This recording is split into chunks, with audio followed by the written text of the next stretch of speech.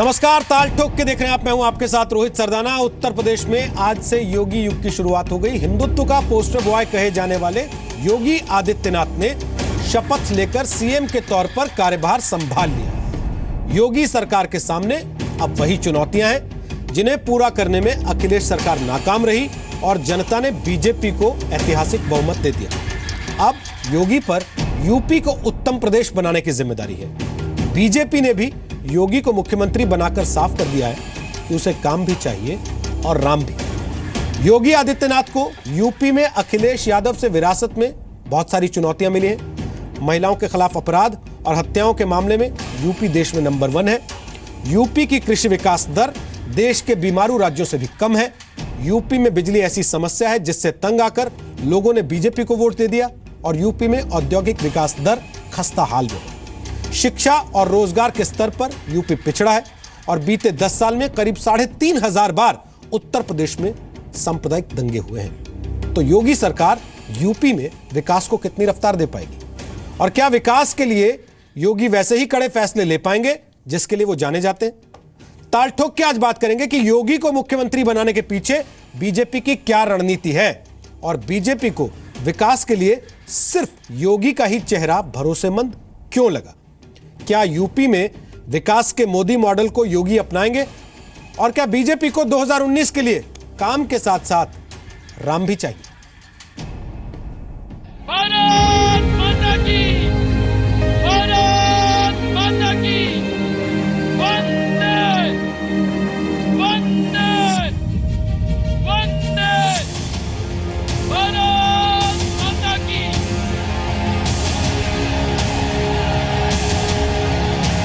मैं आदित्यनाथ योगी ईश्वर की शपथ लेता हूं कि मैं विधि द्वारा स्थापित भारत के संविधान के प्रति सच्ची श्रद्धा और निष्ठा रखूंगा।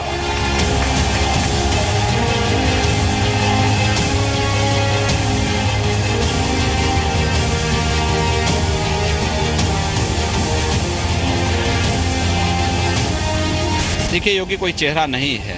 मैं एक कार्यकर्ता के तहत एक मिशन के साथ राष्ट्रवाद और विकास की मुहिम के साथ जुड़ा हूं। हिंदुत्व और विकास की इस मुहिम को आगे बढ़ा रहा हूं। 21वीं सदी की 2 सबसे अच्छी खबरें, माननीय मोदी जी का भारत का प्रधानमंत्री होना और मेरे छोटे भाई योगी जी का उत्तर प्रदेश का मुख्यमंत्री होना। योगी जी विकास को और राष्ट्रवाद को दोनों को साथ लेके चलेंगे और वामपंथियों के गाल पे ये सबसे बड़ा झापड़ा पड़ा। भारतीय जनता पार्टी का ध्रुवीकरण का पुराना एजेंडा था। नाम ये सबका साथ सबका विकास का लेते थे और असली इनके मन के अंदर जो एक बात थी उसको उन्होंने उजागर किया है। लव जिहाद और घर वापसी की बात करने वाले लोग अब एकदम खुलेआम पर पूरे प्रदेश में और देश में सामने खड़े हैं। योगी जी का जो ट्रैक रिकॉर्ड है, पुराना रिकॉर्ड है, वो तो इससे साफ जाहिर होता है कि भारतीय जनता पार्टी उत्तर प्रदेश में विकास के एजेंडे से ज़्यादा अपने पॉलिटिकल एजेंडे पर काम करेगी और उसी तरह की माहौल बनाने की कोशिश करेगी जिस तरह का माहौल बना करके उन्होंने उत्तर प्रदेश को जीतने का काम किया है। योगी जी योग्य नहीं है मुख्यमंत्री पद के लिए, ये बीजेपी के लोगों को जानना चाहिए। नई सोच के युवाओं को आकर्षित करने के बजाय टकराव पैदा करने वाले व्यक्ति को उत्तर प्रदेश का मुख्यमंत्री बना दिया। हम उत्तर प्रदेश वासी दुखी हैं। पहला सवाल, क्या यूपी में अब योगी लाएंगे रामराज? दूसरा सवाल, हिंदुत्व का पोस्टर बॉय बनेगा विकास का नया रोल मॉडल? तीसरा सवाल, यूपी में विकास के मोदी मॉडल को अपनाएंगे योगी?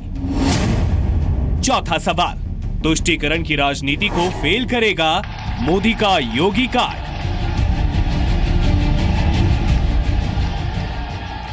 तो आपको बता दें ताल ठोक के आज हमारे साथ कौन कौन से खास मेहमान हैं। संबित पात्रा हमारे साथ हैं, वो बीजेपी के राष्ट्रीय प्रवक्ता हैं, वैसे सर्जन हैं और पार्टी की सेंट्रल कमेटी के सदस्य हैं। राजीव राय हमारे साथ हैं, वो समाजवादी पार्टी के राष्ट्रीय प्रवक्ता हैं। बलिया, बनारस और बेंगलुरु से उन्होंने पढ़ाई की है। आज काफी दिन के बाद हमारे साथ इस कार्यक्रम में शामिल हो रहे हैं। स्वागत है राजीव राय आपका भी।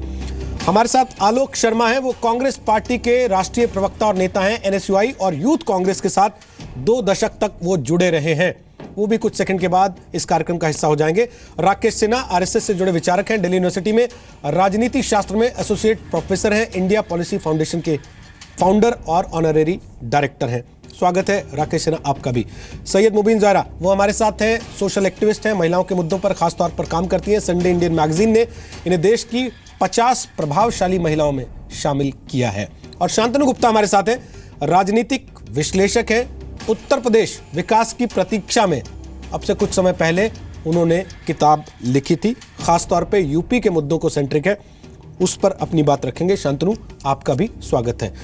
संबित पात्रा, भगवा जैकेट तो आपने पहन लिया है आज, भगवा कपड़े वाले को सीएम बनाते ही आप देख रहे हैं 2 दिन से कितनी खिंचाई हो रही है।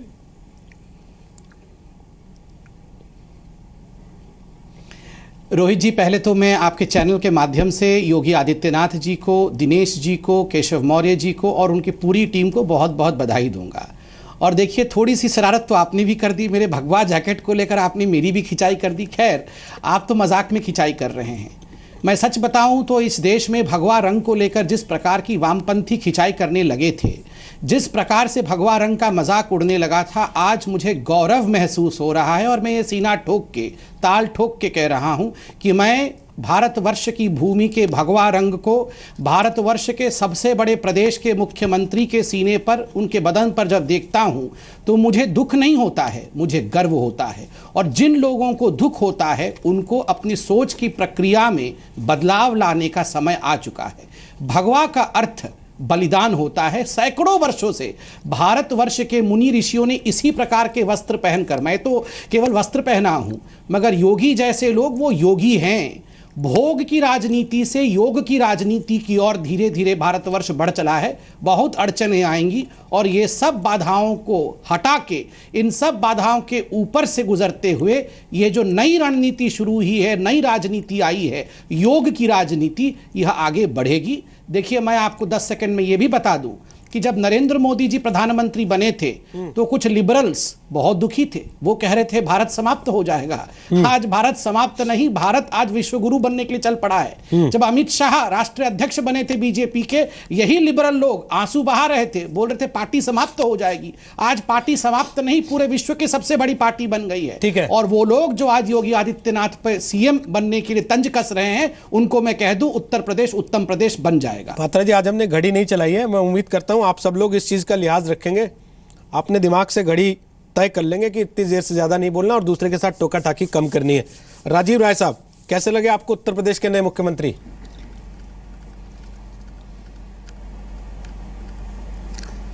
रोहित जी, संबित पात्रा जी को भी मैं बधाई देना चाहता हूं और आपके माध्यम से माननीय मुख्यमंत्री, उनके कैबिनेट के सारे सदस्य और भारतीय जनता पार्टी के साथियों को शुभकामनाएं देना चाहता हूं। कैसे लगे ये आज बताना मुश्किल है। हम ये चाहेंगे 11 तारीख को 5 बजे जो माननीय अखिलेश यादव जी ने अपनी आखिरी प्रेस कॉन्फ्रेंस में बात कही थी कि उत्तर प्रदेश को शायद और विकास की जरूरत है। हम ये उम्मीद करेंगे कि पिछला इतिहास की बातें हम न करें, क्योंकि हमारे संस्कार में नहीं है कि कोई व्यक्ति अभी कार्य शुरू नहीं किया और हम पहले से प्रीजुडिस होकर उस पर कमेंट करना शुरू करें। मैं और चैनलों पर था, मुझे अहंकार की भाषा सुनाई दी।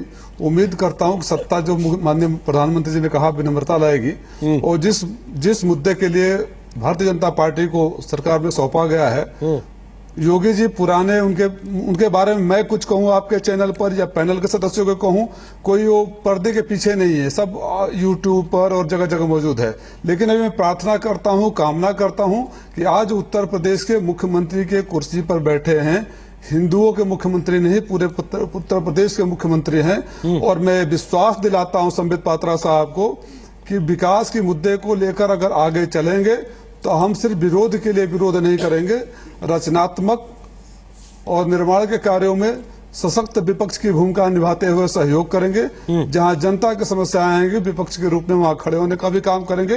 अभी आज मैं जजमेंट पास कर दूं उनके होने से, तो ये सिर्फ विरोध के लिए विरोध होगा। उम्मीद करता हूं कि उन सपनों को पूरा करेंगे जो उन्होंने लोगों को दिखाया है। राजीव जी, बड़ा मैच्योर आपने वक्तव्य दिया है अभी, और बड़ा अच्छा लगा क्योंकि आपकी सहयोगी कांग्रेस पार्टी के नेताओं ने तो कल से ये तय कर दिया कि इसको सीएम बनाने से योगी आदित्यनाथ को यह पता लग गया कि विकास इनके एजेंडे में कहीं नहीं है और क्या चलाना चाहते हैं उसका अंदाजा मिल रहा है।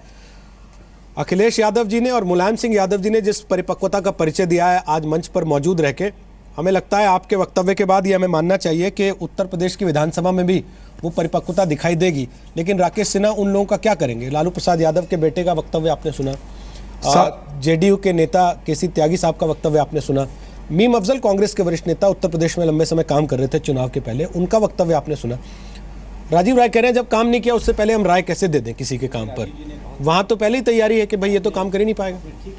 ऑब्जर्वेशन दिया कि राजीव राय जी ने बहुत परिपक्व बात कही, लेकिन जब लालू यादव जी के दोनों पुत्र या उनका कोई एक पुत्र इस तरह का बयान देता है जिनकी योग्यता तो भारतीय राजनीति की ही नहीं है और जो बिहार की राजनीति में आज नीतीश कुमार के सरदर्द बने हुए हैं, कम से कम उनको शोभा नहीं देती है। और मैं ये बात त्यागी जी से भी अपेक्षा नहीं रखता। तो देखिए, मैं दो बातें कहना चाहता हूँ। रोहित जी, मैं एक घटना बताता हूँ। उत्तर प्रदेश में आचार्य नरेंद्र देव जी ने प्रजा सोशलिस्ट पार्टी की स्थापना की, उनकी तबीयत खराब हो गई और प्रजा सोशलिस्ट पार्टी का पूरा पार्टी का मैनिफेस्टो तैयार होना था। उन्होंने कहा जाओ संपूर्णानंद जी से लिखवा लो। संपूर्णानंद जी कांग्रेस के नेता, उत्तर प्रदेश के मुख्यमंत्री थे, प्रजा सोशलिस्ट पार्टी उनकी विरोधी थे। उन्होंने वो प्रस्तावना लिखी और ये आचार्य नरेंद्र देव ने कहा इसे एज इट इज पब्लिश करा दो। देखिए, यह जो भारतीय राजनीति की सकारात्मक रचनात्मक परंपरा थी जो 50-60 के दशकों में थी, उसको पुनर्जीवित करने की जरूरत है। संपूर्णानंद जी दीनदयाल उपाध्याय जी के पॉलिटिकल डायरी, जनसंघ के नेता के पॉलिटिकल डायरी की प्रस्तावना लिखते हैं। तो यह परंपरा जो मर रही है और इसका कारण है कुछ ऐसे राजनीतिक पैदा लिए हैं जिनकी जीविका रोहित जी पहचान की राजनीति पर है। लालू जी भ्रष्टाचार को भी पहचान की राजनीति से ढक देते हैं, वंशवाद को पहचान की राजनीति से ढक देते हैं। पूरे राष्ट्रीय जनता दल में राज्यसभा की सीट और उप मुख्यमंत्री का सीट, मंत्री का सीट बेटी और बेटों में बांट देने वाला व्यक्ति सामाजिक न्याय की बात करता है। वो योगी आदित्यनाथ पर सवाल खड़ा करता है। भगवा कलर, अरे भगवा कलर की बात करते हैं। भारतीय सभ्यता की ये सबसे पुरातन रंग है जिस रंग के देखते ही मन में करुणा, संवेदना और त्याग की भावना उत्पन्न होती है। सर्व समावेशी यदि कोई रंग है तो भगवा है। मैं रंगों को बांटना नहीं चाहता हूं। एक बात और छोटी सी बात कहना चाहता हूं। भारतीय संसद में सुलेमान सेठ हुआ करते थे जिनकी मृत्यु हो गई। सुलेमान सेठ के भाषणों को देखिए, लेकिन तब भी अनटचेबिलिटी नहीं हुई। सुलेमान सेठ ने जिस तरह से संसद के भीतर भाषण दिए, जिस तरह की विभाजनकारी बातें की, भारतीय राजनीति की ये एक सुपाच्य राजनीति रही है। उसको तो आप ये कह रहे हैं योगी जब ऐसे भाषण नहीं देंगे? जोगी जी के यूट्यूब के भाषण का बताता हूं। जोगी जी ने किसी समुदाय को चुनौती नहीं दी। जोगी जी ने उस समुदाय के फ्रिंज एलिमेंट्स को, और आज भी मैं कहता हूं कि जो लव जिहाद करते हैं वो समाज को बांटते हैं। सर, आपको पता है इस वक्त क्या चर्चा चल रही है? मुबीन जहरा, मैं आपसे इस पे कमेंट लेता हूं। वो कह रहे हैं किसी समुदाय को चुनौती नहीं दी। लोग लिख रहे हैं उत्तर प्रदेश में अब धारा 786 हट गई, धारा 108 लग गई। तो आप समझते हैं कि बहुत हद तक जो परसेप्शन है वो इन चीज़ों से भी बिल्ड होता है? नहीं, बिल्कुल। और मुझे लगता है कि इन परसेप्शन को चेक करना ही जो है गुड एडमिनिस्ट्रेशन के लिए बहुत बड़ा चैलेंज होगा। और हमने बात की थी रोहित जी कि मुस्लिम समुदाय का रिप्रेजेंटेशन कौन कर रहा है, तो कहीं ना कहीं ये उन रिप्रेजेंटेशन की भी गलतियां हैं कि उन्होंने मुस्लिम समुदाय को बस केवल एक वोट बैंक की तरह यूज़ किया, उनके लिए कोई सोशल सिक्योरिटी नहीं दी। तो अगर ये जो ड्रॉबैक्स हैं, जितने समाज के साथ ड्रॉबैक्स, हमने पहले भी इसको डिस्कस किया है, तो कहीं ना कहीं ये उस लीडरशिप की ही देन है जिन्होंने मुसलमानों को केवल वोट बैंक के तौर पे यूज़ किया। और मुझे लगता है जो अब शिफ्ट आया है पॉलिटिकल सिनेरियो में, वो उसमें इस डिफरेंसेस को डाइल्यूट करके अच्छे काम करना और उनको एक जनरल एम्पावरमेंट देना, नौकरी। आपने अभी क्लिप चलाई थी थोड़ी देर पहले कि वहाँ के जो युवा थे वो कह रहे थे हमें नौकरी चाहिए, हमें सड़क चाहिए। और महिलाओं के लिए जहां महिलाओं के रिलेटेड क्राइम सबसे अव्वल नंबर पे है, महिलाओं को सुरक्षा चाहिए। ठीक बात है, तो बहुत जरूरी है ये सारी चीजें। लेकिन आजम खान कह रहे थे राजीव राय बीजेपी के जीतने के बाद कि मुसलमानों का दिल डरा हुआ है। अब तो उनके मुताबिक पूरी तरह से बैठ ही गया होगा दिल योगी आदित्यनाथ के सीएम बनने के बाद।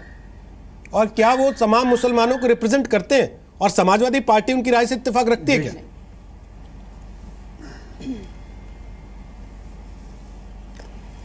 देखिए, दो चीज़ मैं कहना चाहूँगा। एक चीज़ मैं थोड़ा सा सुधारना चाहूँगा। रोहित जी, आपने भी अपने ओपनिंग रिमार्क में कहा और बहन जो बोल रही थी उन्होंने भी कहा, ये बात चुनाव में बहुत हो चुकी है और आंकड़े झूठ नहीं बोलते। इस बात से मैं अपना ऑब्जेक्शन लगाता हूं कि अगर कोई कहे उत्तर प्रदेश में सबसे ज्यादा महिलाओं के ऊपर अपराध है और फिर वही बात जो 100 बार कह चुका हूं एनसीआरबी के आंकड़े में दर्ज है, तो उस बात को बहस में नहीं, क्योंकि आज का सब्जेक्ट फिर वो आरोप प्रत्यारोप पे चला जाएगा। और अगर किसी नेता ने, हमारे पार्टी के नेता ने कोई आशंका व्यक्त की है तो बिना आधार का नहीं रहा है। मैंने उस बातों को आज ही कहा कि जो पहले का, अभी प्रोफेसर साहब सिन्हा साहब बोल रहे थे कि उन्होंने कभी किसी समुदाय के बारे में या किसी उसके बारे में नहीं बोला है। उनका एक बयान YouTube पर है, आप देख लीजिए कि अगर हमारे किसी एक को, मैं ये नहीं कर रहा हूं कोई एक को मारे तो सही है, मैं क्लेरिफाई कर दूं, अगर कोई हमारे एक को मारेगा तो हम FIR नहीं दर्ज करवाएंगे, हम 110 लोगों को मारेंगे, कत्ल करेंगे। ये मुख्यमंत्री तो नहीं बोल सकते, उम्मीद करता हूं जोगी जी भी नहीं बोलेंगे। मैं उन बातों पर जाना ही नहीं चाहता। बात विवाद में जाएंगे तो फिर वो पुरानी बातें जख्म हरे होते रहेंगे। एक मौका मैं ये चाहता हूँ, मेरी व्यक्तिगत राय और मेरे नेता की राय, आज आपने देखा आदरणीय अखिलेश यादव जी को, माननीय नेताजी को आपने देखा, ये हमारी बॉडी लैंग्वेज है, हमारा आचरण, हमारा संस्कार, हमारा उम्मीद, हमारा सहयोग करने की प्रतिबद्धता बता रहा है। तो आज हम कोई भी पुरानी बातों पर नहीं जाना चाहेंगे। बस एक आंकड़े का सुधार था, मैंने गुजारिश कर दी। कोई किसी का संपूर्ण नेता हिंदुस्तान में किसी का नहीं हो सकता, लेकिन जरूर है जिस वर्ग का कोई नेतृत्व करता है उनकी बातों को कहता है। हम क्या मान लें कि सारे हिंदुओं के नेता योगी जी है? मैं हिंदू नहीं हूं, आप हिंदू नहीं हैं, सारे हैं। तो उन बातों पर जाने के बजाय मैं फिर उसी बात पर दोहराना चाहूंगा कि मैं एक मौका देना चाहूंगा। ये सही बात है, सही कांग्रेस के मित्रों ने कहा तो उनकी आशंका करना उनका अधिकार है, लेकिन मैं उससे परे हटकर अभी आज के आपके डिबेट में कोई जजमेंट पास नहीं करूंगा। Let us wait and watch. चलिए, हम आपके स्टैंड की तारीफ कर रहे हैं। हमने कहा हम आपके स्टैंड की तारीफ कर रहे हैं कि बतौर मैच्योर ऑपोजिशन आपने एक स्टैंड लिया है कि जब तक काम नहीं देख लेंगे हम काम पे टिप्पणी नहीं करना चाहते। लेकिन एक चीज में चुनौतियां हैं और महिला सुरक्षा सबसे बड़ी चुनौती। आप उससे ना उसको आप कह रहे हैं कि एनसीआरबी के डेटा पे आप जाइए, उत्तर प्रदेश को सबसे पहला मत बताइए, मध्य प्रदेश सबसे पहला है। ठीक है, अब डेटा एक ऐसी चीज है मुबिन जहरा जी जिसको अपनी सहूलियत के हिसाब से मध्य प्रदेश मोड़ा, जोड़ा और तोड़ा जा सकता है। इसलिए हम वो सही भी कह रहे हैं कि आज का विषय वो नहीं है, इसलिए इस विषय पे समय जाया करने के बजाय आलोक जी मैं आपसे एक कमेंट लेना चाहता हूं। आपकी सहयोगी पार्टी है समाजवादी पार्टी, राजीव राजी ने बहुत मैच्योरली कहा कि जब तक काम नहीं कर लेते योगी आदित्यनाथ कुछ दिन, तब तक हम कुछ नहीं कहना चाहते कि उनका एजेंडा क्या है, वो विकास करना चाहते हैं, वो हिंदुत्व को बढ़ाना चाहते हैं। लेकिन कांग्रेस पार्टी के नेता जजमेंट पास कर चुके हैं ऑलरेडी। मीम अफजल साहब का बयान हमने अभी सुनवाया, वो कह रहे हैं कि इनको सीएम बनाए, इससे साफ हो गया कि ये क्या चाहते हैं, विकास कहाँ चला गया और क्या आगे ले जाना चाहते हैं। कपड़ा देख के हम डिसाइड कर ले रहे हैं क्या कि कौन आदमी क्या काम करेगा? देखिए रोहित जी, सबसे पहले तो आज पूरे उत्तर प्रदेश की जनता को बधाई कि आज उनको नई सरकार मिली है और तमाम cabinet minister, 2 deputy chief minister, CM मिले हैं और आने वाले समय में ही पता चलेगा वो सरकार किस तरह से कौन से विकास के आयामों को लेकर आगे बढ़ेगी। आज उत्तर प्रदेश की जनता बधाई की पात्र है, भारतीय जनता पार्टी बधाई की पात्र है, नवनियुक्त मंत्री एवं मुख्यमंत्री बधाई के पात्र हैं। हमारी शुभकामनाएं हैं कि वो कोई भी एजेंडा रहा हो, इलेक्शन समाप्त हो चुका है, किसी भी तरह की भाषा का, शैली का इस्तेमाल हुआ हो, क्योंकि उत्तर प्रदेश हिंदुस्तान का सबसे बड़ा प्रदेश है और उत्तर प्रदेश की जनता ने 325 विधायक इनको जीत कर दिए हैं। हम उम्मीद भी करते हैं और शुभकामनाएं भी देते हैं कि विकास के एजेंडे पर ये सरकार आगे बढ़ेगी, किसी तरह की कोई डिवाइड एंड रूल वाली पॉलिसी नहीं अपनाएगी, समाज में सौहार्द बना रहे, ऐसी हमारी शुभकामनाएं हैं। नई सरकार अपने पथ पर आगे अग्रसर हो, हमारी शुभकामनाएं। चलिए, बहुत अच्छा लगा, आपने भी कम से कम उस बहस को आगे बढ़ाने की कोशिश नहीं की जिसका जिक्र मैंने किया था आपकी पार्टी के नेता के बयान के हवाले से। लेकिन शांतनु, आपने तमाम पार्टियों के भी बयान सुने, कांग्रेस के बड़े नेताओं के बयान सुने, आपने बीएसपी के बड़े नेताओं के बयान सुने, आपने जेडीयू के बड़े नेताओं के बयान सुने, लालू प्रसाद यादव के बेटे को भी आपने सुना। सभी लोग एक सुर में हैं। क्या हम कपड़ा देख के तय कर लेते हैं कि ये आदमी काम कर पाएगा या नहीं कर पाएगा, या उनके जो पिछले भाषण हैं वो कल से टीवी चैनल्स पर चल रहे हैं और उसके बाद एक परसेप्शन डेवलप हो रहा है कि भाई योगी आदित्यनाथ हैं तो इसका मतलब फिर तो कल साक्षी महाराज, साध्वी निरंजन ज्योति और विश्व हिंदू परिषद, बजरंग दल, इनका युग लौट आएगा? देखिए, जैसे राकेश जी ने भी कहा कि हम एक रंग पे ना जाएं, और जाएं भी तो बड़े सौहार्द का रंग है। कांग्रेस और सपा के प्रवक्ता ने कहा कि हमें उनके बारे में पता नहीं है, जब वो काम करेंगे तो देखेंगे। लेकिन पहले देखना है कि अभी हमें क्या क्या पता है योगी के बारे में। योगी जी एक युवा हैं, आप सोशल मीडिया में देखें तो उनकी खुद की प्रेजेंस है। फेसबुक में 4-5 लाख लोग हैं उनके साथ, ट्विटर में 1-1.5 लाख लोग हैं उनके साथ, अगर उनके लिए जो कैंपेन चले हैं वो भी बहुत पॉपुलर है, पॉपुलर नेता हैं, 5 बार से संसद में चुनाव जीत के आए हैं, बड़े मत से चुनाव जीत के आए हैं। उनके एरिया में कम से कम 70 से 100 सीट पर उनका प्रभाव है। भाषण जो चल रहे हैं उनके, कुछ एक तरह के भाषण जो चुनाव में दिए गए वो चल रहे हैं। वो एक सांसद है, अगर आप सांसद की तरह देखें तो उनकी एज ए पार्लियामेंटेरियन उनकी एक सांसद की तरह क्या उनका रोल रहा है। 80 से 85% उनकी अटेंडेंस रही है। यही अगर राहुल गांधी से कंपेयर करें तो 40-45 अटेंडेंस रही है। जो नेशनल एवरेज है 45 डिबेट्स का, उनका 56 है नेशनल एवरेज डिबेट का। और वो डिबेट में देखेंगे 95-99% वो विकास के मुद्दे हैं, वो कोई धर्म जाति की बात नहीं कर रहे हैं। क्वेश्चन का एवरेज है, पार्लियामेंट्री क्वेश्चंस का एवरेज साल का 180। योगी जी का 284 है इस साल का, जो उन्होंने पार्लियामेंट में क्वेश्चन पूछे हैं। और ये यूपीए की सरकार में भी उन्होंने क्वेश्चन पूछे, तो ऐसा नहीं कि अपनी सरकार में, दोनों सरकारों में उन्होंने क्वेश्चन पूछे हैं। प्राइवेट मेंबर बिल जो बहुत रेयर हो गया आजकल, जिसकी नेशनल एवरेज 1.5 है, इनके 3 है। तो युवा हैं, युवा चेहरा है, पॉपुलर नेता हैं, गवर्नेंस का समझ है, उनके खुद के बहुत इंस्टीट्यूशन चलते हैं। अगर आप गोरखपुर में देखें तो उनके खुद के बहुत इंस्टीट्यूशन चलते हैं, स्कूल, कॉलेज, पॉलिटेक्निक, एक बहुत बड़ा मठ।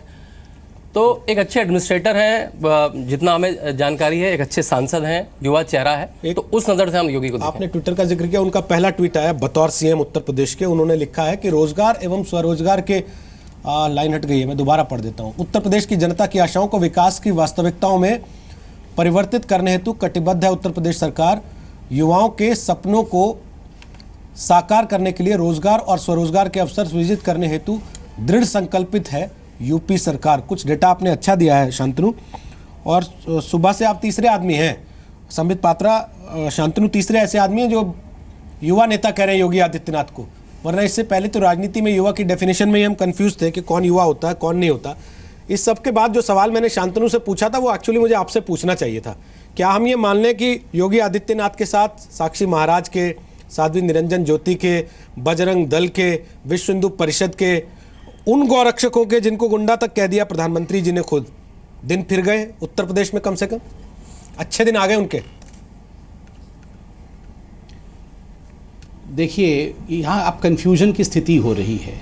केवल इन्होंने भगवा वस्त्र धारण किया हुआ है, इसलिए ये कहना कि जो भगवा वस्त्र धारण किया हुआ है वो अब मुख्यमंत्री की दौड़ में कहीं ना कहीं आ जाएंगे या मंत्री बनने के दौड़ में आ जाएंगे, तो मैं कहूँगा अभी हमसे पूर्व जो प्रवक्ता बोल रहे थे सही बोल रहे थे। उन्होंने बहुत सारे ऐसे बिंदु गिनाए जो कि विलक्षण थे। जिस प्रकार से उन्होंने प्राइवेट मेंबर की बिल की बात की, पार्लियामेंट में अटेंडेंस की बात की, ये इतने वर्षों से 1998 से 2014 तक का सफ़र रहा है, एक बहुत बड़ा सफ़र रहा है। और इस सफ़र से जो निचोड़ निकला है उसका आज रिजल्ट यह है कि योगी जी आज उत्तर प्रदेश के चीफ मिनिस्टर बने हैं।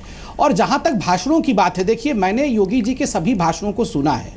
मैं एक बात आपको स्पष्ट बताऊं, अभी कुछ आंकड़ों को लेकर यहाँ झड़प भी हो रही थी कि क्या सबसे ज़्यादा बलात्कार, रेप इत्यादि उत्तर प्रदेश में ही होता है। मैं समझता हूं कि राजीव राय जी ने जो कहा ठीक है, वो उनका मामला है, वो कहेंगे। मगर 3 बड़े मुद्दे थे उत्तर प्रदेश में जिसको लेकर ये चुनाव लड़ा गया। पहला बड़ा मुद्दा था कि बहुत वर्षों से उत्तर प्रदेश इतना बड़ा राज्य होते हुए भी विकास से वंचित था, योगी जी को इस डायरेक्शन में काम करना पड़ेगा। दूसरा बड़ा मुद्दा था कानून व्यवस्था और पुलिस की अकर्मण्यता। मुझे क्षमा करिएगा, हमने जो 325 सीट जीती है उसमें एक बड़ा कारण यह भी था कि पुलिस स्टेशन दफ्तर बन गए थे और न्याय नहीं मिल रहा था। तीसरा बड़ा कारण था तुष्टीकरण की राजनीति। क्षमा कर लीजिएगा रोहित जी, आप एक बड़े एंकर हो सकते हैं, मैं एक बड़ा डॉक्टर हो सकता हूं, मगर उसके बावजूद भी मेरे दफ्तर में अगर तुष्टीकरण होगा तो मुझे प्रसन्नता नहीं मिलेगी। मैं चाहूँगा कि मैं ऐसे सरकार को लाऊं जो तुष्टीकरण ना करे। इसलिए नौकरी तो सब नंबर 1 पे है, मगर जो लोग नौकरी पाए हुए भी हैं अगर उनको आप तुष्टीकरण करेंगे, उनको अपीजमेंट की राजनीति में ढकेलेंगे तो वह भी सरकार बदलती है। इसलिए वेदना की आवाज़, ये जो बार बार कहा जाता था कि हम रोमियो स्क्वाड लाएंगे, तो लेफ्ट लिबरल हम पे हंसते थे, कहते थे ये रोमियो स्क्वाड क्या होगा, लाएंगे कि नहीं ये तो बताइए। से जाके पूछिए जिनको कॉलेज के बाहर, बिल्कुल आप इंतजार करिए। अभी आपने खुद कहा कैबिनेट की बैठक होगी, कुछ घोषणाएं होंगी। आप जो हमने घोषणा पत्र में कहा है अक्षरशः वो सब होगा। उन लड़कियों की वेदना को आप देखिए जो उत्तर प्रदेश की कॉलेज के बाहर निकलने से डरती है, घर से कॉलेज तक। और जी न्यूज़ को मैं आभारी करता हूं कि जी न्यूज़ ने ऐसे कई गांव की कहानी दिखाई है और हमने डिबेट भी किया है कि कुछ समुदाय के लोग अपने स्कूल तक नहीं जा पाते हैं क्योंकि दूसरे समुदाय के लोग उनको छेड़ते हैं। और सांसद होने के नाते, विधायक होने के नाते बताइए आप, वो नेता सच कहे या झूठ कहे केवल हमको सेक्युलर दिखना है। सर, हमने तो कैराना भी दिखाया था, आपके अपने सांसद पलट गए थे। लोगों की वेदनाओं को रखा था। हम तो कैराना भी गए थे, आपके अपने सांसद पलट गए थे, उसका नतीजा भुगता उनकी बेटी जो चुनाव लड़ रही थी उसने। वो कोई भी पलट, मैं देखिए, मैं सही कह रहे हैं आप, मगर कैराना ना जो आपने दिखाया था, राष्ट्रीय अध्यक्ष से लेकर तमाम नेता जो उत्तर प्रदेश के थे वो उस पर अडिग थे। नेशनल ह्यूमन राइट कमीशन के तथ्यों के साथ हम खड़े थे। उसका नतीजा आज रहा कि लोगों ने साथ दिया कि हाँ, पलायन हो रहा था। राजीव जी, आपकी बात पे जवाब देना चाहते हैं। सवाल आज ये, मोदी को काम भी चाहिए और राम भी, और क्या योगी लाएंगे उत्तर प्रदेश में राम राज्य? आप अपनी बात कह सकते हैं, आप संबित पात्रा को जवाब देना चाहते हैं।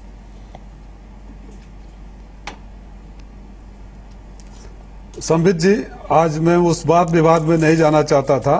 चुनाव का मौसम खत्म हो गया। जिन सवालों का आज आपने उठाया, पहले भी उठाया था, जरूरी नहीं है मैं उस पोस्टमार्टम भी आज नहीं करूंगा। सच्चाई ये है कि आप जीते हैं और हम हारे हैं। आज आपकी सरकार बनी है और हम सरकार से बाहर हुए हैं। अगर आप फिर वही उन्हीं बातों को कहेंगे तो अब आप तो सरकार में है, आपके मुख्यमंत्री को और आपको जानकारी होना चाहिए। थाने नहीं 100 नंबर से उत्तर प्रदेश चल रहा है। जो 100 नंबर पर आप डायल करेंगे संबित पात्रा साहब कहीं से हैं तो लखनऊ में जाएगा, कंप्यूटर में रिकॉर्ड होगा और लोकेशन बताएगी गाड़ी कहाँ है और पहुंचेगी। इसलिए थाने वाली कोई बात नहीं है। और जब ये सब बातें कहेंगे तो मुझे बहुत सारे याद आने, कच्छ से लेकर हरियाणा के जाट आंदोलन तक बातें याद आ जाएगी। अब अपनी जिम्मेदारी को समझिए। आरोप प्रत्यारोप लगाए, कहीं न कहीं हम बात खाए, उसके बहुत सारे कारण हो सकता है। और लोकतंत्र में जब जीत और हार होती है तो जरूरी नहीं है कि जो आपने जीतने वाला बोला वो सच था। बोफोर्स उदाहरण, बोफोर्स में पूरा देश बोफोर्स घोटाला कर रहा था। जब जीत गया तो बोफोर्स को साबित नहीं कर पाया, आपकी भी सरकार आगे चली गई। तो जरूरी नहीं था कि बोफोर्स सही था। जनता पार्टी की सरकार जब आई थी तो बहुत सारे मुद्दों पर सरकार आई थी, सरकार चली गई थी। जरूरी नहीं था जिन मुद्दों को उठाया गया था, हम लोग भी थे उन आंदोलन में, मैं मानता हूं उससे। तो जरूरी नहीं कि जिस परसेप्शन को देकर चुनाव जीता जाए वो वक्त के साथ सही साबित हो। आज आप सरकार में हैं, आज आप उन मुद्दों को मत उठाइए। उन मुद्दों को उठाएंगे तो फिर बहुत बहस चली जाएगी। आज मेरी शुभकामनाएं आपके साथ है, आपको सहयोग देने का वचन आपके साथ है कि सकारात्मक कार्यों में सहयोग देंगे। अगर थाने की बात करेंगे तो बहुत सारे उदाहरण मेरे पास है, जो रोहित जी का टाइम कम पड़ जाएगा। संबित बोलिए। देखिए, इसमें कोई दो मत नहीं है कि अहंकार नहीं होना चाहिए, खास करके जबकि इतना बड़ा मैंडेट मिला है। और आपने भी ठीक कहा रोहित जी कि आज राजीव राय जी, और सबसे बड़ी बात है आज मुलायम सिंह जी और अखिलेश जी की जो बॉडी लैंग्वेज थी वो बहुत ही विनम्र और एक बहुत अच्छा लगा। हम सबको भी अच्छा लगा कि इस प्रकार से राजनीति होती है, ये अच्छी बात है। मगर यहाँ चूंकि भगवा रंग के ऊपर डिस्कशन भी हो रहा है और कहीं ना कहीं हिंदुत्व के विषय में डिस्कशन हो रहा है, तो स्वाभाविक है तुष्टीकरण के विषय में भी हम बात करें। बातों को देखिए, मैं ये विश्लेषण नहीं करना चाहता कि कौन किस लिए हारा। ये विश्लेषण हो रहा है कि अनायास ही भारतवर्ष में बहुत वर्षों से तुष्टीकरण की राजनीति हो रही है। हम और आप आंख मूंद लें तो भी सच्चाई बदल नहीं जाएगी। और आज इसीलिए इतना बड़ा डिबेट बना है कि एक भगवाधारी जब सीएम बना है, ये इतना बड़ा डिबेट इसलिए बना है क्योंकि कहीं ना कहीं तुष्टीकरण एक नरेटिव बन गया था भारत की राजनीति में। और आज बहुत लोग शायद मुंह से बोल नहीं रहे हो राजीव भाई, मगर बहुत लोग बहुत कुछ दिलों के अंदर महसूस कर रहे हैं। आलोक शर्मा, आप कुछ कहना चाहेंगे इस पे? देखिए, मैं समझता हूं कि डिबेट में भी अभी भी भगवा रंग देना डिबेट को भी, वो भी भारतीय जनता पार्टी का ही काम है। हम शुभकामनाएं दे रहे हैं, ये बार बार उसको विवाद की तरफ लेकर जा रहे हैं डिबेट को। वो कह रहे हैं कि साहब वो तो युवा हैं और तमाम उनके लाखों फॉलोअर्स हैं। तो क्या 3 महीने पहले वो युवा नहीं थे जब उनको डिक्लेयर कर देते आप कहते हैं साहब बहुत अच्छे एडमिनिस्ट्रेटर हैं वो, क्या 3 महीने पहले एडमिनिस्ट्रेटर नहीं थे वो?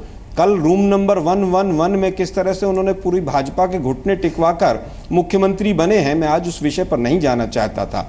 लेकिन क्या आलोक जी कैसे बने, हमें भी तो पता लगे। अरे सर सब लोग सुनना चाहेंगे ना आलोक जी। अगर आपके पास कुछ नया है। 8 दिन रोहित जी, 8 दिन लगे इतना बड़ा मैंडेट होने के बाद भी डिक्लेयर होने में कि सीएम कौन होगा, तो आप स्वयं समझ सकते हैं। मैं समझता हूं कि उन चीज़ों पर नहीं जाना चाहिए। आज हम देखना चाहते हैं केवल कि आपने जो वायदे किए थे पहली कैबिनेट में, क्या वो 82,000 करोड़ का जो लोन है फार्मर्स का वो माफ़ करेंगे? हम उनके साथ खड़े हुए हैं, वो माफ़ होना चाहिए।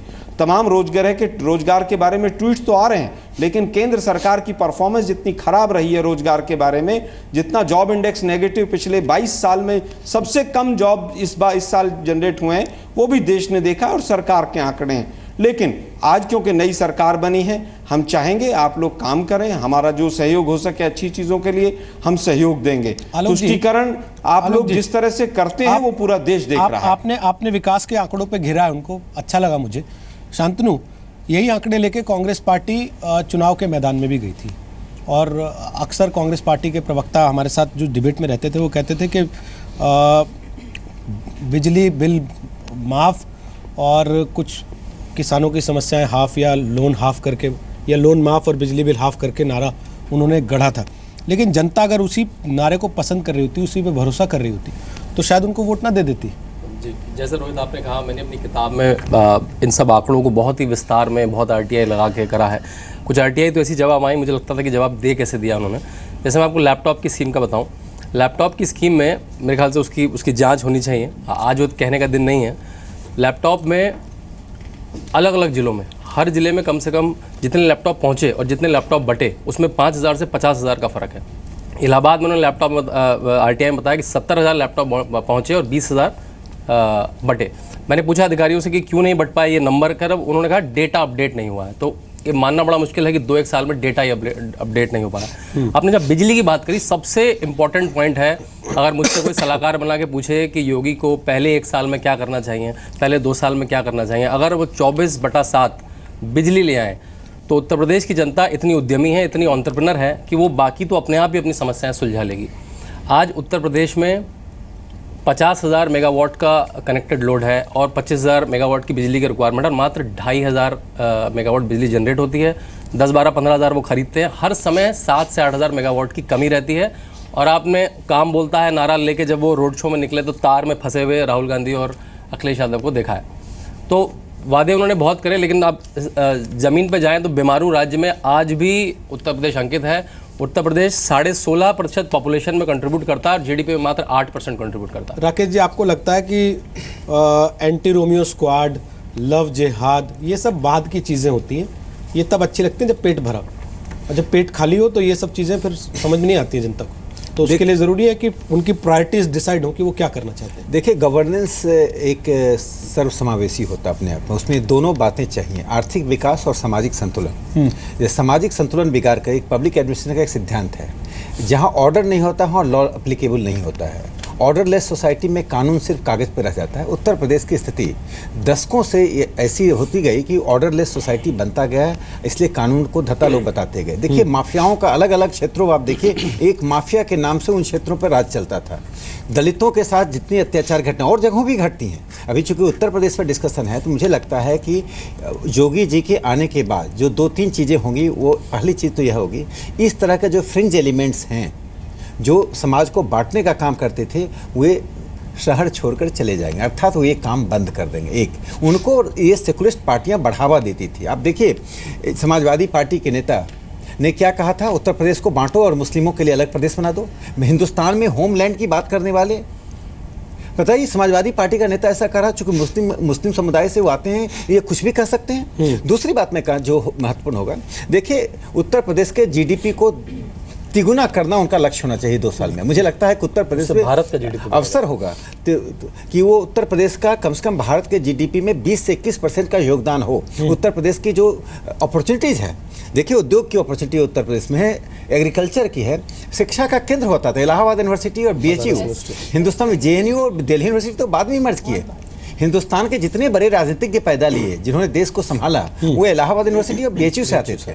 आज वे दोनों विश्वविद्यालय किस जगह पर हैं? हालांकि केंद्रीय विश्वविद्यालय है। मैं कहता हूं कि शिक्षा के क्षेत्र में, उद्योग के क्षेत्र में, सड़क इंफ्रास्ट्रक्चर के क्षेत्र में, एफडीआई को जो एफडीआई आवश्यक है उसको इन्वाइट करने के क्षेत्र में मुझे लगता है योगी जी एक संतुलित विकास के चलेंगे। एक बात मैं कहना चाहता हूँ, जो सूडो सेकुलरिज्म ने क्या किया, देखिए, अभी सभी पार्टियों में चिंतन चल रहा है। इस मैंडेट ने 2 बातों को साबित किया है। पहला कि कम्युनिटी के वीटो को इलेक्टोरेट रिजेक्ट कर रहा है, ठीक है। दूसरा, मुस्लिम समुदाय को मोनोलिथिक तरीके से देखने वाले मुस्लिम नेता, सूडो सेकुलरिस्ट पार्टियां गलतफहमी में जी रहे थे। मुस्लिम महिलाओं ने विद्रोह करके, विरोध करके भारतीय जनता पार्टी को मतदान दिया है, वोट दिया है। वोट ही नहीं दिया है, टेलीविजन पर आकर उन्होंने कहा कि हमने बीजेपी को वोट दिया है। यह बगावत है उन लोगों के खिलाफ जो गलत विचारधारा को उन पर थोपते रहें धर्म के नाम पर। आप सहमत हैं इस बात से जो राकेश जी कह रहे हैं? नहीं, मैं कुछ बातों से सहमत हूँ, लेकिन इसको मैं थोड़े दूसरी तरह से परिभाषित करूंगी। रोहित जी, भगवा रंग की बहुत बात हो रही है, तो मुझे लगता है विकास चाहिए हमें डेवलपमेंट चाहिए, और वो किसी भी रंग, वो चुन्नी भगवा हो, हरी हो, वो आपकी चॉइस है, लेकिन क्योंकि आपको मैंडेट मिला है तो आप हमें विकास दीजिए, और सबका विकास जो नारा है वो बहुत ज़रूरी है। और इसमें एक चीज़ मैं कहूँगी राकेश जी की महिलाओं से रिलेटेड योगी जी के लिए बहुत बड़ी एक चुनौती होगी कि जो डेवलपमेंट, एक स्पेशल डेवलपमेंट पॉलिसी बननी चाहिए। मुस्लिम महिलाओं की क्या स्थिति है यूपी में, उनके फाइनेंशियल इंडिपेंडेंस पे ध्यान देना चाहिए, क्योंकि जिस कौम की औरतें जो हैं मजबूत होंगी वो कौम बहुत आगे जाएगी, तो इस पे उनको विशेष ध्यान देना पड़ेगा। पात्रा जी, एक चुटकुला चल रहा है सोशल मीडिया पे इस वक्त। योगी जी ने पूछवाया है कि राम मंदिर में टाइल लगवाने के मार्बल।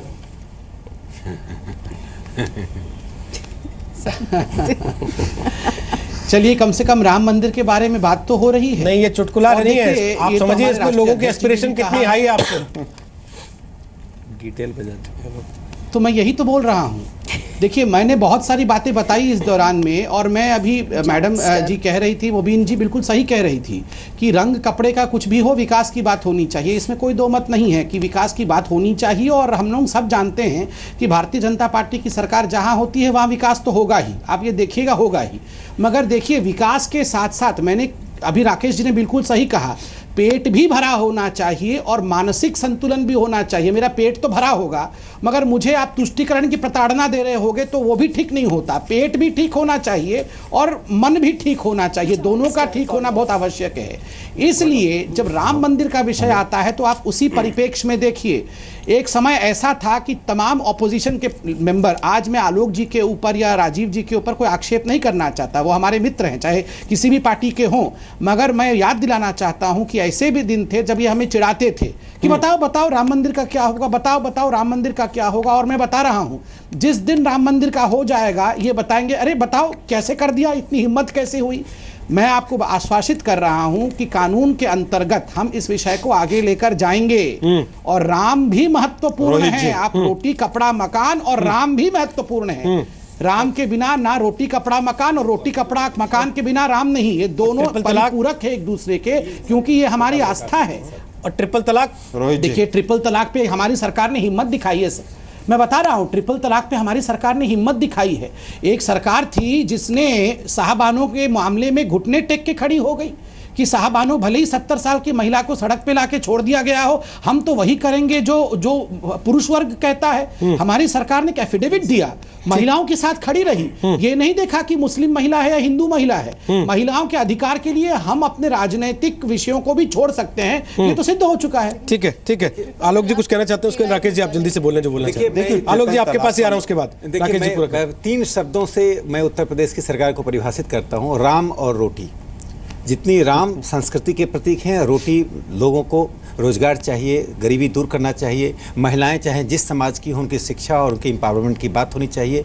महिलाओं में मुस्लिम महिलाओं के साथ अन्याय हो रहा है कि हिंदू महिलाओं के साथ, ये डिस्कोर्स ही अब समाप्त होना चाहिए। जिसके साथ भी हो, जिसको जितनी आवश्यकता हो उस आवश्यकता की पूर्ति होनी चाहिए।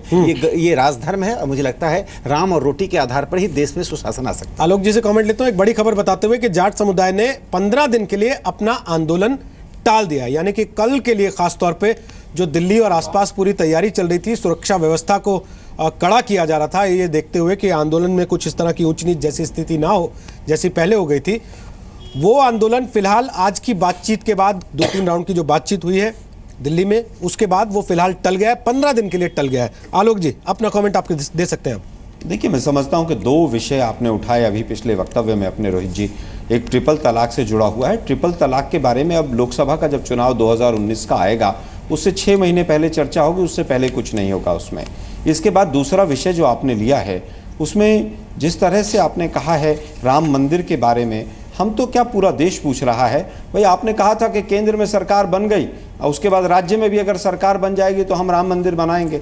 आपने मैनिफेस्टो में भी कहा, तमाम लीडर्स के आपने जो भाषण सुने उन्होंने भी कहा कि राज्य में भी सरकार दे दीजिए, हम फिर राम मंदिर बनाएंगे। मुझे लग रहा है पंचायत के चुनाव जब उत्तर प्रदेश में बीजेपी जीतेगी, उसके बाद कहीं राम मंदिर का काम शुरू अगर ये संसद में कुछ ऐसा लेके आते हैं आलोक जी, प्रस्ताव के कानून अपना काम कर रहा है लेकिन हम प्रस्ताव के जरिए मंदिर का रास्ता साफ करना चाहते हैं, कांग्रेस उसमें साथ देगी क्या? देखिए, मैं समझता हूं कि कांग्रेस पार्टी सुप्रीम कोर्ट में जो मैटर चल रहा है उसको संसद में नहीं घसीटना चाहती है। अगर सुप्रीम कोर्ट अगर ये निर्णय घसीट देता है लेते कि हैं राम तो? मंदिर, अरे सर सुनिए ना, लोकसभा में अभी तक 3 साल हो गए, 3 साल में एक बार भी लोकसभा में इनकी मेजोरिटी है, क्यों नहीं लाए? ये केवल राम मंदिर के मुद्दे को भुनाना चाहते हैं। आप उसको ट्विस्ट करना चाहते हैं, एक अलग बात है। क्या राज्यसभा में लाने से पहले लोकसभा में पास करके क्या वो नहीं रख सकते हैं? मतलब आप चाहते हैं कि कानून के जरिए ही बने मंदिर बने तो भावनाओं का कोई स्थान ना हो उसमें? बिल्कुल, मैं समझता हूं कि कानून के जरिए बने। अगर सुप्रीम कोर्ट जो भी फैसला दे उसको सर्वमान्य होना चाहिए। उसको रोटी सेकने का एक तवा मत बनाइए राम मंदिर को। वहां पर टाट के अंदर राम मंदिर में रामलला बैठे हुए हैं, मोदी जी 3 साल में वहां तक गए नहीं है। मैं समझता हूं कि आप केवल वोट मांगने के लिए इस्तेमाल करते हैं कि साहब अब तो राम राज्य आ जाएगा, वैसा हो जाएगा, वैसा हो जाएगा। जो वास्तविकता है उस पर चलिए। आप विपक्ष में होते हैं तो कहते हैं सोमनाथ की तर्ज पर राम मंदिर बनना चाहिए, सत्ता पक्ष में आते हैं तो कहते हैं साहब ये तो कॉन्स्टिट्यूशन का मैटर है। अरे भाई, आप अगर कॉन्स्टिट्यूशन का मैटर है तो रथ यात्रा क्यों निकालते हैं? आप क्यों राम मंदिर के लिए ईंटें इकट्ठी करवाने में मदद करते हैं? मैं समझता हूं बीजेपी का जो चेहरा है बेनकाब हो चुका है। किसानों की बात कीजिए, किसानों का ऋण माफ कीजिए। अभी तो जनता को लगता है बेनकाब ही पसंद आ रहे हैं। राजीव राय अपना कमेंट कीजिए, उसके बाद संबित पात्रा जवाब दीजिएगा लास्ट में। राजीव राय बोलिए। बस उसी बात को आगे बढ़ाना चाहता हूं संबित भाई। अब तो दिल्ली में भी आपके सरकार, लखनऊ में भी आपके सरकार राम राम बनना जपना बंद करिए और काम करना शुरू करिए। आपको भी पता है 3 ही रास्ते हैं राम मंदिर बनाने के, एक आपसी सहमति, दूसरा सुप्रीम कोर्ट का फैसला और तीसरा पार्लियामेंट में, जैसे रोहित जी सुझा रहे थे। मुलायम सिंह 2 मुद्दे पर हम दोनों एक साथ हैं। हम भी वही बोलते हैं, हमारा स्टैंड बहुत क्लियर है कि आपसी सहमत हो जाए या सुप्रीम कोर्ट हो जाए। तो आप ये बता दीजिए कि पार्लियामेंट में कब ला रहे हैं, जनता को जानने दीजिए। फिर आप क्यों बोलना चाहिए जब हम बना लेंगे तो ऐसे कहेंगे? अब बनाने का आपके पास है, लाइए पार्लियामेंट में, जनता को बता दीजिए कि दोनों झूठ बोल रहे थे, हम सच बता रहे थे, हमारी ताकत दे दिया, अब हम पार्लियामेंट में ला रहे हैं। रोहित जी पूछ लीजिए किस दिन आ रहा है। ठीक, संबित जवाब दीजिए, फिर राकेश जी और शांतनु आप बोलिएगा। देखिए, सारी बातें मैं टीवी पे बताऊं बैठ के ये संभव नहीं है, मगर एक बात बता दूं कि जितनी भी पॉलिटिकल नारा टीवी पे लगाएंगे, में पार्टिसिपेट, मुद्दा टीवी पे नहीं बताएंगे, तारीख नहीं बताएंगे टीवी पे। नहीं, बिल्कुल नहीं। सुन तो लीजिए। जितनी भी पार्टीज यहाँ बैठी हैं हमारे साथ डिबेट कर रही है, या जितनी भी पार्टी आज हमको छोड़कर संसद में है, राम मंदिर के पक्ष में अकेले हम ही हैं। और इसको आप इतने हल्के में मत लीजिए कि हम पक्ष में हैं तो केवल वोट के लिए पक्ष में हैं। तो लाइए, महात्मा गांधी ने जिस राम राज्य के विषय 3 साल हो गए, आपने सुप्रीम कोर्ट में एक एप्लीकेशन नहीं दी कि इसकी डेट जल्दी लग जाए। पिछले 3 साल में सुप्रीम कोर्ट की एक डेट नहीं लगी है। आप चिंता मत करिए। आप बताइए ना, आपने धर्म गुरुओं को आलोक जी, उनका मंत्री कम से कम सुप्रीम कोर्ट में पैरवी तो कर रहा है रामलला की। आप तो अदालत को लिख के दे आए थे कि राम कहानियों में होते हैं केवल। आलोक जी, कैसे आप लोग बातें करते हैं? प्लीज समय जाया कर रहे हैं आप लोग। तो कहते थे राम है नहीं। पात्रा जी, आप कह रहे थे राम पात्रा जी थोड़ा सा देखिए, मेरे साथ और 2 पैनलिस्ट हैं, 3 में से कोई मेरे ऊपर दबाव है लगातार ब्रेक लेने का। समय क्योंकि खत्म हो गया है। संबित पात्रा, आप ही थे एक दिन टीवी डिबेट में, मैं आपको एक जगह देख रहा था, कह रहे थे लगाइए जय श्री राम का नारा, लगा के दिखाइए। आज मैं आपसे प्लान पूछ रहा हूं तो आप जय श्री राम का नारा लगाने का छोड़िए, मैं अभी भी जय श्री राम कह रहा हूं। सर वही तो मैं कह रहा हूं, प्लान बताने को तैयार नहीं है, लेकिन आप प्लान नहीं बताएंगे, लेकिन नारा लगा देंगे, प्लान नहीं बताएंगे, है ना सर? नारा लगा देंगे, प्लान नहीं बताएंगे। नारा लगाएंगे और नहीं छोड़ेंगे। आपने कहा था उत्तर प्रदेश में सरकार आएगी, नारा लगाएंगे, मंदिर भी बनाएंगे। सरकार आ गई, हमारे परम पिता हैं। अब आपको रोज इस सवाल का जवाब देना पड़ेगा सर। है ये कहने से मैं पीछे नहीं हटता। अब आपको रोज इस सवाल का जवाब देना पड़ेगा, जवाब भी देंगे और मंदिर भी देंगे। सवाल का जवाब भी देंगे, मंदिर भी देंगे और जय श्री राम का नारा भी लगाएंगे। आपको लगता है राकेश सिन्हा, जैसे अखबारों में खबरें छप रही हैं कि संघ के दबाव में योगी आदित्यनाथ का नाम तय किया गया कि ये मुख्यमंत्री होंगे, संघ की तरफ से बहुत हद तक रणनीति डिसाइड की जाती है, तो मंदिर के प्लान पे भी संघ को एक्शन लेना पड़ेगा। ये लोग नहीं लेंगे, ये ऐसे ही करेंगे। एक बात तो मैं साफ कर दूं कि संघ कभी दबाव नहीं डालता है। संघ सलाह ही देता है। संघ अभी उत्तर प्रदेश में हलचल मच रही है। संघ की अखिल भारतीय प्रतिनिधि सभा कोयम्बटूर में चल रही है। संघ के सभी शीर्ष नेतृत्व वहां अपने संगठनात्मक बातों पर, देखिए संघ के पास बहुत काम है। धारा 370 से भागा। अरे आप सुन लीजिए आलोक जी, सुन लीजिए, मैं इतना कह रहा हूँ कि राम मंदिर का निर्माण तो होगा ही, और लोकसभा, राज्यसभा और विधानसभा में बहुमत के बाद ऐसा प्रयास नहीं होगा, मैं नहीं मानता हूं। चलिए, आपने राज्यसभा और और जोड़ दी। आपने प्लान बता ही दिया उनको खुद ही साथ साथ कि अगली बार संबित जी कहीं जाएं तो क्या बताएं। शांतनु, छोटा कमेंट लास्ट। बिल्कुल, अब बात हुई कि रोमियो स्क्वाड की बात हो रही है जबकि विकास मुद्दा है, तो मैं कहना चाहूँगा कि लॉ एंड ऑर्डर और ग्रोथ में और इंडस्ट्री में बड़ा खासा रिलेशन है। ईज ऑफ डूइंग बिजनेस की जो रैंकिंग है उत्तर प्रदेश 2015 में, उस पर 10वीं रैंकिंग पे था, अब 14वीं पे स्लिप हो गया और इसमें लॉ एंड ऑर्डर सबसे बड़ा पॉइंट है। पेटीएम कंपनी जो आपके ऑफिस के बिल्कुल पास है, वो नोएडा में और यूपी में कैश ऑन डिलीवरी नहीं करती है क्योंकि लॉ एंड ऑर्डर का इशू है। स्नैपडील की एक महिला को गाजियाबाद में घर जाते समय उसको उठा लिया गया, तो वो लॉ एंड ऑर्डर की प्रॉब्लम है। तो लॉ एंड ऑर्डर इंडस्ट्री भी आपस में बहुत जुड़े हुए हैं। चलिए, बहुत बहुत शुक्रिया आप सबका आज ताल ठोके का हिस्सा बनने के लिए। मैं चाहता था आपसे कमेंट दूं, लेकिन दबाव बहुत ज़्यादा। बहुत बहुत धन्यवाद आप सबका आज ताल ठोके का हिस्सा बनने के लिए। जो बात राजीव राय ने कही थी, हमें लगता है उसी से खत्म करना चाहिए कि योगी आदित्यनाथ ने आज शपथ ली है, अब उनकी सरकार काम करेगी और उस काम पर हमें भी नज़र रखनी होगी, विपक्ष को भी नज़र रखनी होगी, और जहाँ जहाँ वो मौका देंगे, जहाँ जहाँ वो फिसलेंगे, वहाँ सवाल करना हमारा भी और विपक्ष का भी ये दायित्व होगा।